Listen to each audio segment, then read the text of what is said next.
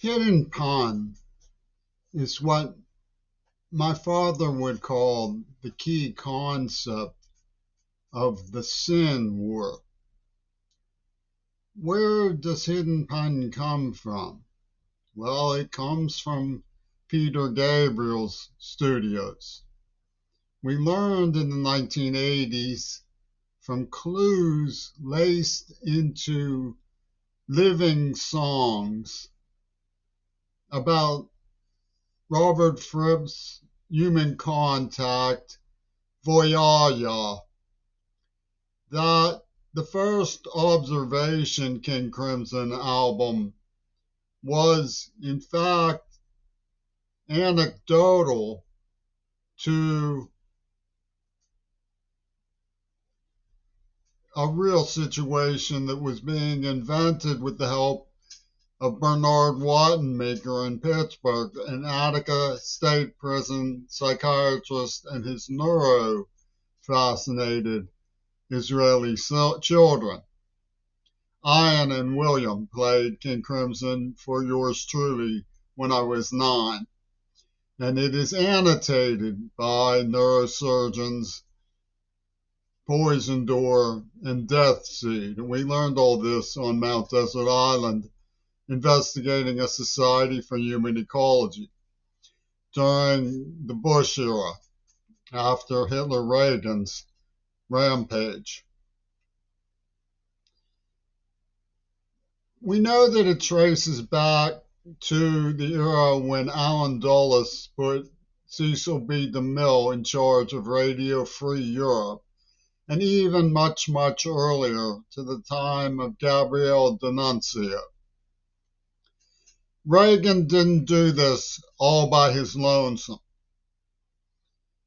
People will crow patriotism when they hear the name Ronald Reagan. Perhaps they haven't seen his wartime films where he derides American troops as substandard F troop standard silly boys, when he commands a woman who wants to sleep with him before he goes to the front, a common practice in those days. Even Melther Johorn engaged in it. He treats her like a whore. Reagan had a higher standard. He comes out in Dangerous Journey when he looks into Goring's train and says, "That's almost good enough for me."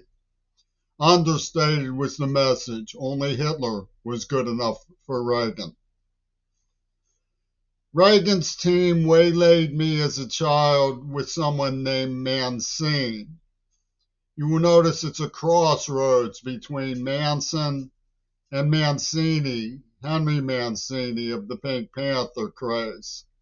This was deliberate and purposeful because Reagan, like controlling Jack Ruby through Psychiatry of Corrections in Dallas, had the same psychiatrist working Chuck Manson for the LAPD.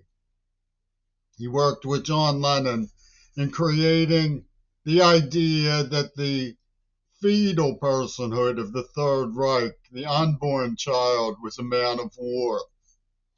This became the essence of all of the Tokyo Rose activities that have come from Hollywood with Yoko Ono and Clint Eastwood. They claim that they are protecting the child in the womb by Ripper murdering and slashing and J. Epsteining and even mysterious Sodom and Gomorrah plaguing and supernova rave massacres and genocides for the moral army of the Lord to come. The fascist in the womb, the man of war. Manson has sin in it. Sin, war, man of war is the hidden pun.